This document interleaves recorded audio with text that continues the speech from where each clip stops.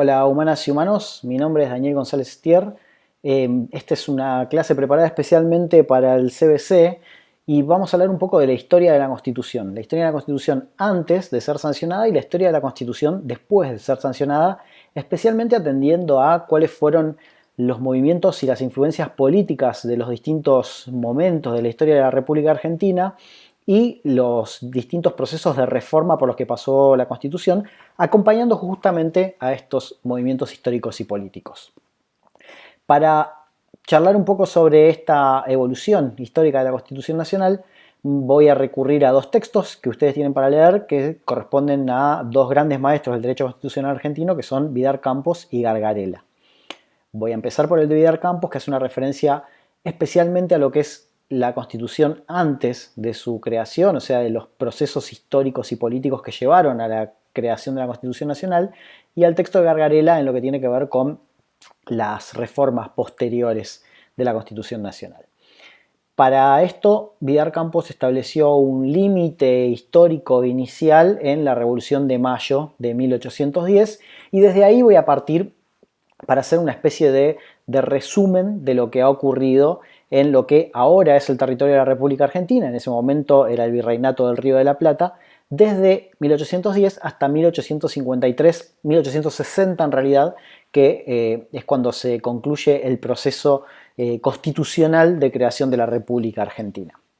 Sabemos que en 1810 en Buenos Aires se toma conocimiento de la caída del rey Fernando VII, en realidad eso ya se sabía desde bastante antes, pero en concreto se toma conocimiento de la caída de la Junta de Sevilla, que era la especie de gobierno provisional que se había formado en España para la administración de los territorios colonizados, los territorios de América. Y a partir de ese momento surge un debate dentro de la ciudad de Buenos Aires para tratar de decidir qué hacer con el gobierno. ¿En qué sentido? Quien ejercía el gobierno en el territorio del Virreinato del Río de la Plata era el virrey, para el caso Cisneros, que había sido designado por el poder del rey de España. Si el poder del rey de España no existía, porque el rey de España había sido excluido de su cargo a partir de las invasiones napoleónicas, y la Junta de Sevilla también había perdido su poder, entonces se empieza a plantear la cuestión de en nombre de quién nos estaba gobernando la persona que estaba gobernando, que era el virrey. A partir de eso se produce una reunión de notables de la ciudad de Buenos Aires. En realidad era supuestamente una reunión de ciudadanos, lo que pasa es que para tener el carácter de ciudadano en ese momento en la ciudad de Buenos Aires se requería tener propiedades y tener un cierto nivel económico y social que te habilite la posibilidad de entrada a lo que en ese momento fue el cabildo. Y se creó lo que fue la primera junta de gobierno, que no es la primera junta que conocemos nosotros, porque la primera junta que se hizo efectivamente lo tenía como presidente a Cisneros, que era el virrey. Se produce una especie de revuelta cuestionando por qué el virrey seguía integrando esa junta, se disuelve esa primera junta de gobierno y el 25 de mayo se crea la que nosotros conocemos como la primera junta, que en realidad fue la segunda, en la que Cornelio Saavedra es designado presidente y de esa forma se establece el primer gobierno local con independencia del Reino de España. Hay que saber que igualmente ese primer gobierno local se crea como una especie de gobierno para cuidar el territorio del Virreinato del Río de la Plata mientras el rey Fernando VII volvía a su trono. O sea, se creía que en algún momento Fernando VII iba a volver a tener el trono de España y para el momento en que vuelva a tener el trono, entonces se le iba a devolver el poder que tenía sobre el territorio colonial, en este caso de las Provincias Unidas del Río de la Plata. Entonces es como una especie de, bueno, hacemos nuestro propio gobierno, pero es un mientras tanto hasta que se resuelva la situación en España. La realidad es que independientemente de eso empezó un proceso a partir de esta primera junta que para mí da las primeras pautas de lo que va a ser luego el federalismo. A partir de la creación de la primera junta se cursan cartas de invitación a todos los pueblos y las ciudades de las provincias que integraban el Virreinato del Río de la Plata, en realidad no eran provincias todavía, de las distintas regiones que integraban el Virreinato del Río de la Plata, para que cada ciudad mande a un representante para generar una especie de congreso que decida qué hacer con el gobierno. Así en diciembre de 1810 se crea la Junta Grande que reúne a todos estos representantes que tardaron en llegar a Buenos Aires, terminan de llegar en diciembre y esta Junta Grande después va a crear los triunviratos. La década de 1810 se caracteriza por este intento de crear una estructura de gobierno, rigieron los triunviratos, después de la asamblea del año 13 comenzaron a haber gobiernos unipersonales y esto duró más o menos, no más o menos, duró hasta 1920 en la que esta estructura de poder centralizado en Buenos Aires empieza a entrar en crisis. La realidad es que ya desde 1810 se genera en el territorio de las Provincias Unidas del Río de la Plata, no, para ese momento el ex virreinato, una primera grieta de nuestra historia, si se quiere, que era el debate entre un gobierno unitario federal. ¿Qué era lo que se debatía en síntesis? Si ese poder económico que históricamente había tenido la ciudad de Buenos Aires por sobre todo el territorio del virreinato, se podía mantener de esa forma y todo el territorio iba a ser gobernado desde un gobierno central en Buenos Aires que administre absolutamente todo, o si se le podía dar a este territorio características federales, es decir, que cada territorio mantenga su autonomía y que para algunas cuestiones se delegue el poder en un gobierno central. Este debate va a ser trascendental a lo largo de toda la primera mitad del siglo XIX, hasta que logramos tener una constitución en 1853 en la que se consagra el modelo federal. Creo que el primer indicio de federalismo que tenemos es justamente esta creación de la Junta Grande a partir de la invitación de la primera junta a todas las grandes ciudades de las distintas regiones del virreinato. En 1920 cae el gobierno central en Buenos Aires y se empieza a producir lo que se conoce como la anarquía de los años 20. Cuando hablamos de anarquía no hay que entenderlo como que de repente dejaron de haber gobiernos, entonces cada uno hizo lo que quiso. Esta palabra anarquía tiene específica referencia a lo que es el gobierno central en Buenos Aires. O sea, no es que no había gobierno, sino que lo que no había era un gobierno que centralice la administración de todos los territorios de lo que antes era el Virreinato del Río de la Plata. En este periodo se produce un fenómeno que es que cada territorio empieza a tener su propio sistema de gobierno y su propia estructura de gobierno y se produce, por ejemplo, la independencia de la República del Paraguay, la de lo que era el Alto Perú bajo el nombre de Bolivia y la de la Banda Oriental, que hoy es la República Oriental del Uruguay. Y se empiezan a formar núcleos de poder en lo que después terminarían siendo las provincias, a través de un fenómeno que es el del caudillismo, o sea, de figuras importantes que en cada provincia que administran el poder, se quiere, militar y político de cada uno de los territorios. Esto creo que también va a ser importante para todo lo que viene después de la creación de la Constitución, porque esta idea de una figura central importante y que maneje todos los ámbitos de la administración del poder, creo yo tiene muchísima influencia sobre el peso que tiene el presidencialismo en Argentina. Nosotros tenemos un sistema presidencialista, pero en donde el presidente tiene demasiado poder, o sea, el poder se concentra en una persona de forma además muy identificado con la persona y no tanto con la institución. Y creo que el caudillismo en esto ejerce un poder bastante importante en lo que va a ocurrir después. Y esto lo vamos a charlar en un ratito. Entonces, lo que se produce en este momento conocido como la anarquía no es la ausencia de gobierno en general, sino la ausencia de un gobierno central. No obstante eso, hubo un intento de crear un sistema presidencialista, hubo una constitución unitaria en la década del 20, en ese marco se lo designa Bernardino Rivadavia como presidente de la nación. La realidad es que duró muy poco, duró 2 años y se termina deshaciendo esa idea de la presidencia de la nación. De ahí deriva aquella cuestión del sillón de Rivadavia como el primer presidente de la Argentina. Lo cierto es que eso duró muy poco y volvió el poder a cada una de las provincias, pero lo que sí ocurrió es que el gobernador de la provincia de Buenos Aires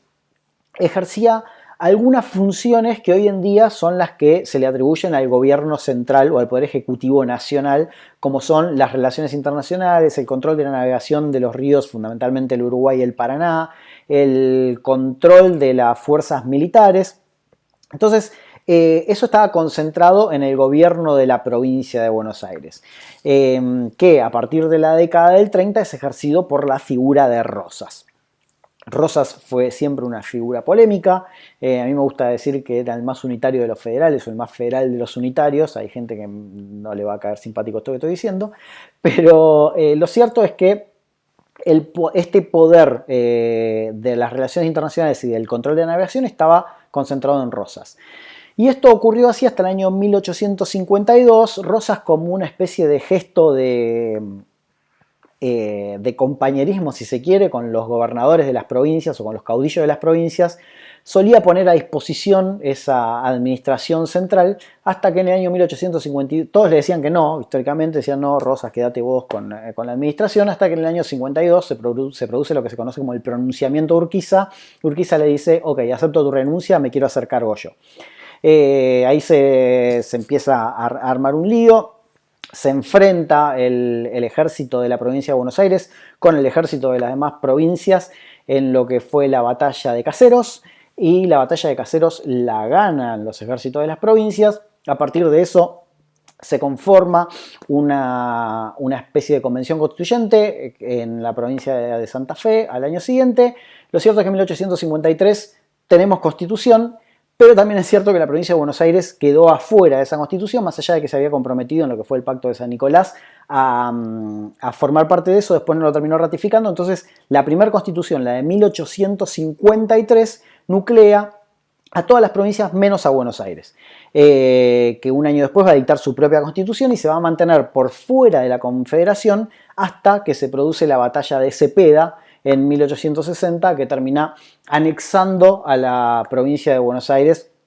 al resto de la Confederación, y por eso cuando se habla de la primera Constitución se habla de la Constitución de 1853-60, porque en 1853 esa Constitución se hace sin la presencia de Buenos Aires. Cuando se termina incorporando la provincia de Buenos Aires en 1860, se hacen algunas pequeñas reformas para poder homogeneizar la cuestión, y Buenos Aires finalmente se integra al territorio de las confederaciones a través de una constitución única. Una constitución que, ya lo estudiarán en la clase correspondiente, establece que la Argentina tiene un gobierno republicano, representativo y federal. Entonces, hasta ahí tenemos un poco, muy resumidamente, lo que fue la historia de la primera mitad del siglo XIX para llegar a tener una constitución nacional. Tenemos nuestra Constitución Nacional y desde ahí en adelante creo que tenemos que empezar a analizar cómo se ha comportado la Constitución. Si nosotros analizamos el texto de esa Constitución Nacional de 1853-60, vamos a ver que responde a un movimiento liberal en el sentido de que pone el acento en las libertades individuales, fundamentalmente las libertades económicas, el derecho a la propiedad, que está mencionado fuertemente en la Constitución Nacional. A mí siempre me gusta destacar que en la Constitución de 1853 el derecho a la propiedad está al menos 2 veces resguardado específicamente, mientras que el derecho a la vida no está ninguna. Entonces había un fuerte énfasis liberal en el sentido de respetar los derechos individuales y sobre todo respetar la relación de los individuos con las cosas. Además de, bueno, libertades históricas individuales, que las vamos a analizar en la clase de garantías, pero que ya tenían que ver con la tradición inglesa y con la Revolución Americana y la Revolución Francesa.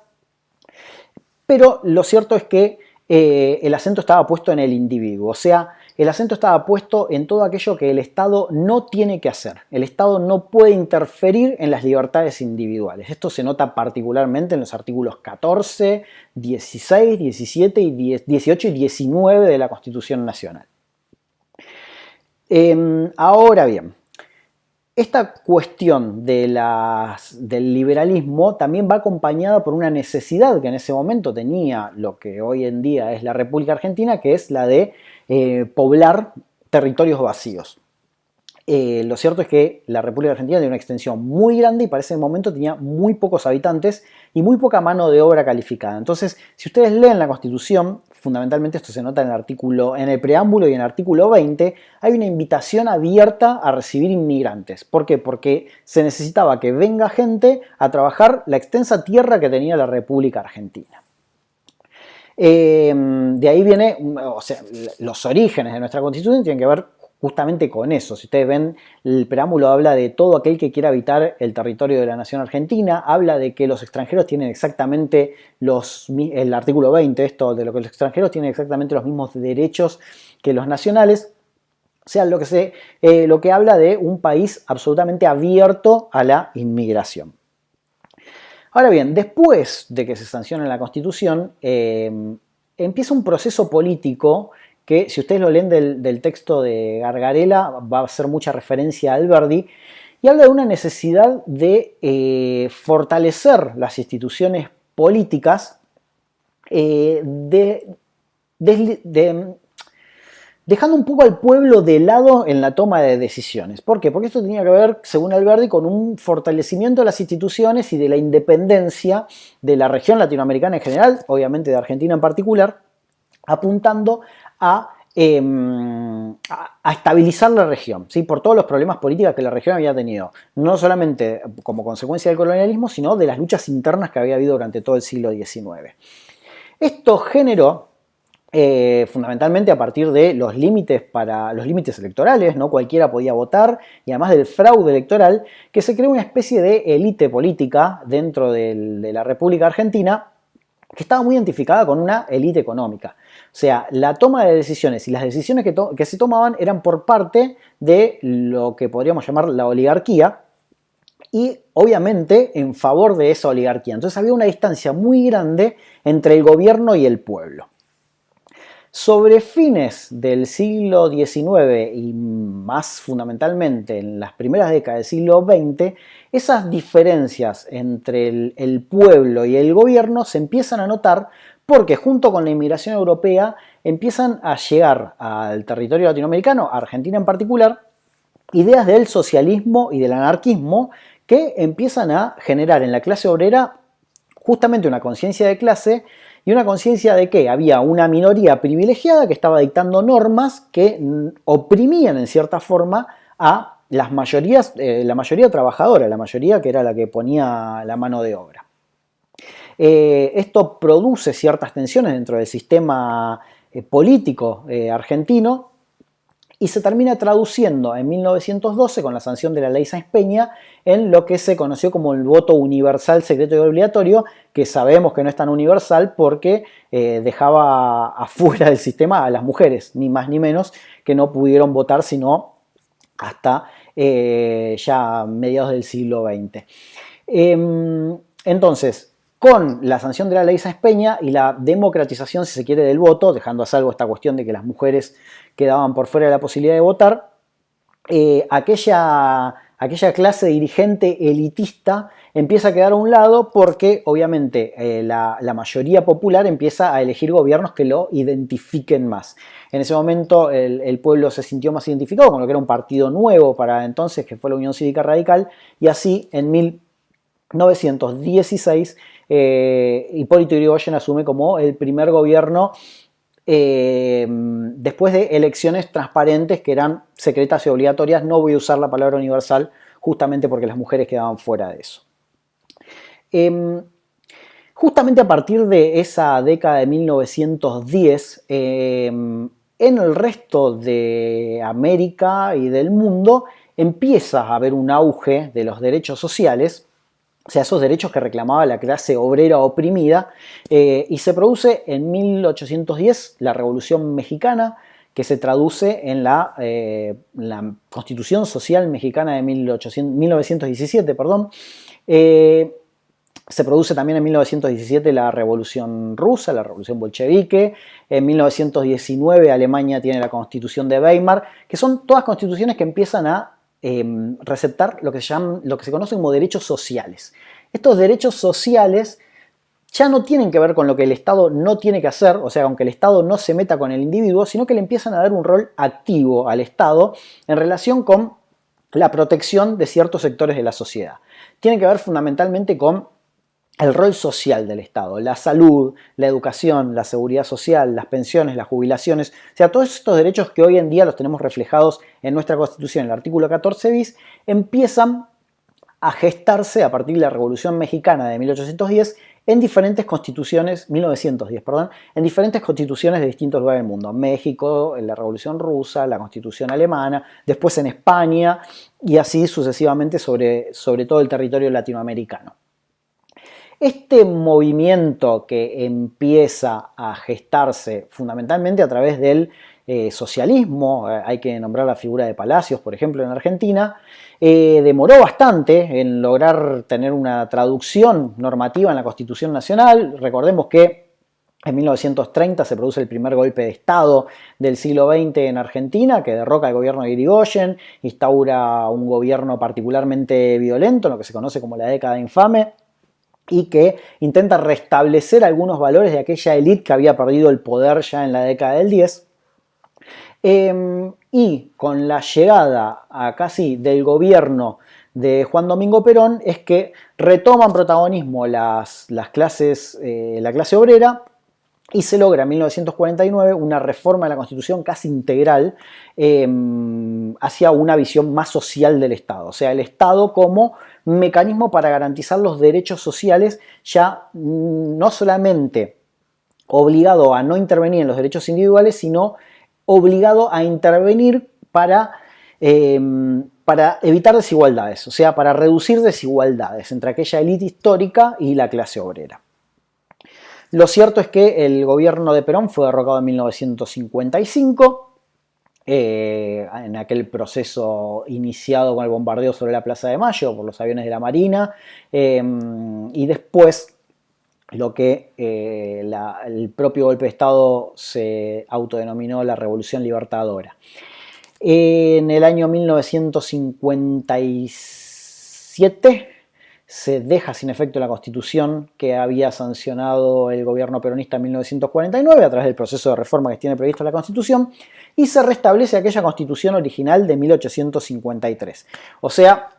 se vuelve 100 años para atrás en materia de derechos constitucionales, pero por la presión social que había en el momento, se incorpora a aquella Constitución original de 1853-60 el artículo 14 bis. El proceso constitucional que había sido convocado por este gobierno de facto, por esta dictadura, implicaba la reforma de algunos otros artículos. Lo cierto es que eso no se pudo lograr porque por conflictos internos dentro de la Convencional Constituyente, así que la única reforma que se incorporó a la Constitución fue la del artículo 14 bis, que habla justamente del rol social del Estado, ¿sí? De la seguridad social, de la salud, de la educación, de todos aquellos lugares en donde el Estado debe intervenir para, como dije, reducir la desigualdad y garantizar los derechos y la supervivencia fundamentalmente de la clase obrera. Sabemos que luego de esto sucedieron una serie de golpes de Estado más en la República Argentina, algunos más sangrientos que otros, pero en definitiva hubo serias interrupciones del sistema democrático en Argentina hasta 1984, en que se ha retomado la democracia y que logra perdurar hasta hoy. Desde la restauración democrática de 1984 hasta hoy, la Constitución ha sufrido otra reforma, ha sufrido en buen sentido, o sea, ha sido nuevamente reformada en el año 1994. Para eso se necesitó de un acuerdo entre los dos partidos mayoritarios de ese entonces, que eran la Unión Cívica Radical y el Partido Justicialista. Y esta reforma constitucional del año 94, más allá de que tenía una intención política que era la de facilitar la posibilidad de reelección de quien en ese momento era el presidente, que era Carlos Menem, lo cierto es que trajo varias reformas. Yo voy a mencionar estas reformas en tres ejes diferentes. El primer eje tiene que ver con